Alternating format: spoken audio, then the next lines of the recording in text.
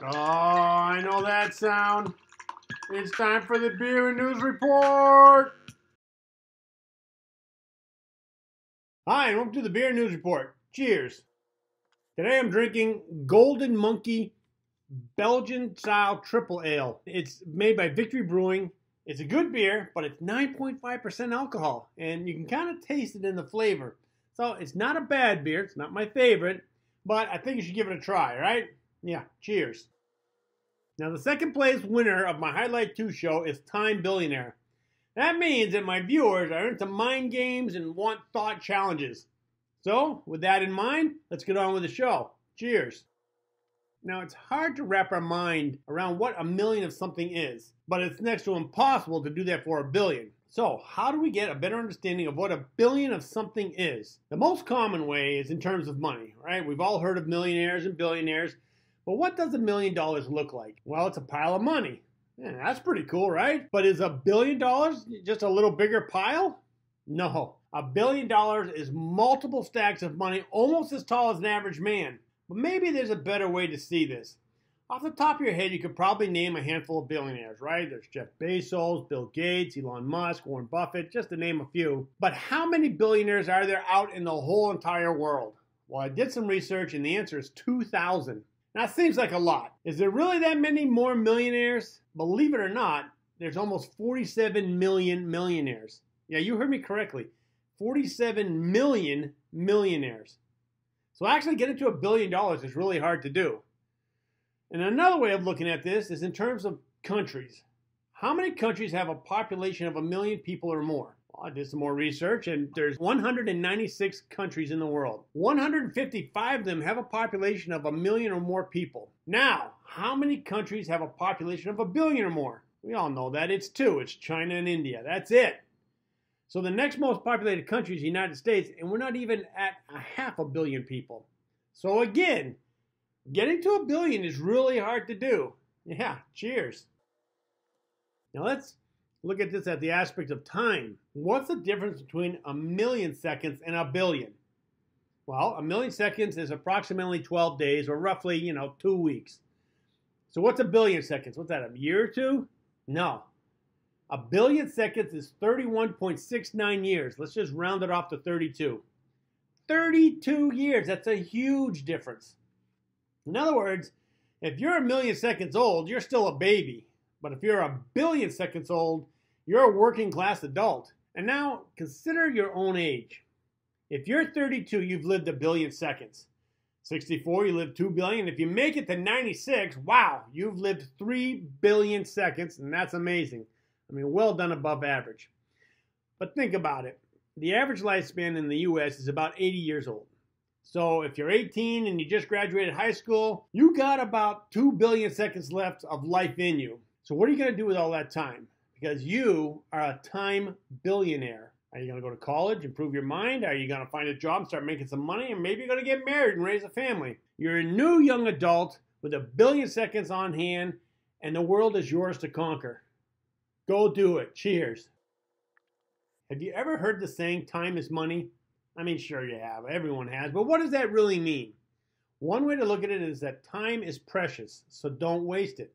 Make every second count. And what are you doing right now to make sure you're getting the most out of life? Maybe a better question is, are you in control of your life, or are you dependent on someone else? Maybe it's your boss. Maybe you still live with your parents. With the time that you have, how are you going to take control of your life? One way is to become an expert at something. And the rule of thumb is to become an expert, you got to spend about 10,000 hours of practice. 10,000 hours. So if you're thinking, well, sure, I'll just spend an hour a day working on my craft, getting better at it. But if you spend an hour a day and you need 10,000 of them, how much time is that? Well, that's 27 years. I mean, that's almost 1 billion of your seconds.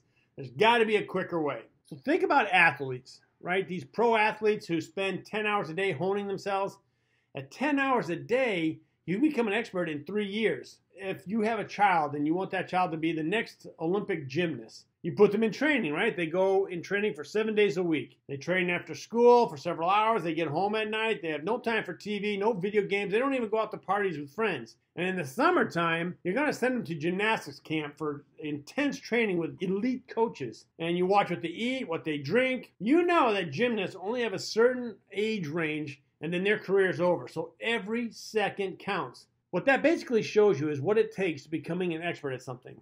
It doesn't have to be sports. You can be an expert at web design or playing an instrument or even professional video gaming. It's going to take lots and lots of hours of practice and training to become the expert, right? Because becoming an expert is not easy to do. Cheers. Now let's say you're in your 30s. You've already used up 1 billion seconds of your life. You got a family, you got a job. You don't really have time to become an expert.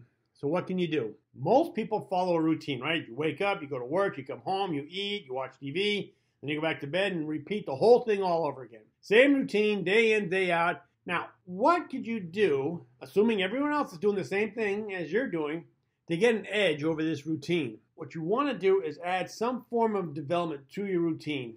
What does that mean? First, you have to figure out what your end goal is. What do you want to improve? Not become an expert, but just improve. You want to get in shape or lose weight? You want to learn some new skill? Maybe you want to make some extra side money. Whatever it is, you're going to add a little piece of time to your daily routine, let's say an hour, dedicated to this goal. 1 hour a day of improvement. The reason being is the average person isn't doing this, and that's how you're going to get your edge. You'll find that there's tricks, and actually, when you start telling people, they're going to give you tips on how they do things. So for instance, I decided I wanted to improve my reading. I was always intimidated by books that have 300 pages or more. It's like, wow, these are huge. I'll never finish them. My mom's an average reader, right? She reads easily a book a month, if not more. And I said, well, how do you do that? What's the key? She goes, all you have to do is read 10 pages a day.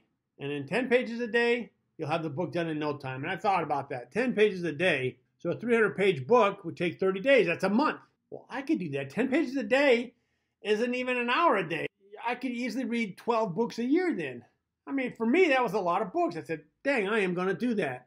Of course, some days you get busy, you go on vacation or something, or you get sick, and you don't get around to reading. That's okay, because on other days, you're going to get caught up in your reading. And you may hit this chapter or two that's really exciting. You just can't put the book down, and you end up reading 20 or 30 pages. So again, this is just going to be an average. If you average 10 pages a day, you will read a ton of books. And you'll be amazed how many books you can do in a whole year. My best was 36. Cheers.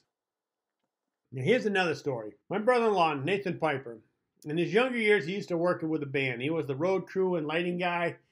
But he married my sister and started a family. And he knew that he had to leave the band and get something more substantial, what we call a normal job, right? So he got a job working on a printing press that printed out envelopes. Nothing fancy, pure blue-collar job, but he took an interest in that job and would bring the printing press manual home every day. And by reading the manual and learning the machine, he became an expert with that printing press. And again, he's only doing like 10 pages or maybe 20 pages a day, but his boss was so impressed that he made him the foreman. Now, I know what you're thinking. He became so good at his job that now he owns the company. But no, this was a family business. He had no chance of taking over the company. But what he learned was that by taking an active interest in your job, that leads you to advancement. So he took other jobs with other companies, but he always kept that job interest mentality. So now he works at the state of Vermont in the Division of Vocational Rehabilitation as a business, legislative, and community outreach manager. And basically he's helping people rehabilitate and find jobs. So he went from a blue-collar worker on a printing press for envelopes to a white-collar manager helping people improve themselves and get jobs. Talk about taking control of your life. He's an inspiration to us all. Cheers. So let's recap. 1 billion is 1,000 million. It's a big number, and not too many things get to that level. While $1 million is a pile of money, $1 billion is several stacks of money as tall as a man. In terms of billionaires, there's little over 2,000 of them, but there's 47 million millionaires in this world. Kind of makes you feel like crap if you're not a millionaire. And then there's population. Most countries have 1 million people, but only 2 countries have 1 billion people, and there's no one else even close to 1 billion. Now, the best way to understand what 1 billion is with time. 1 million seconds is 12 days. A billion seconds is 32 years. So right now, hopefully, you're a time billionaire. You know the old saying, give the poor and donate what you've accumulated because you can't take it with you? But when it comes to time, you always end on zero. Yeah, you definitely don't take that with you. Cheers. Well, as you can see, my beer is almost empty. It means we're at the end of the show. I hope you enjoyed it. If you want to contact me, you can reach me at this email address. Otherwise, please click the like button and then subscribe and hit that little bell so I can notify you when I put out a new show. Until then, keep your beer cold and your interests hot. Cheers.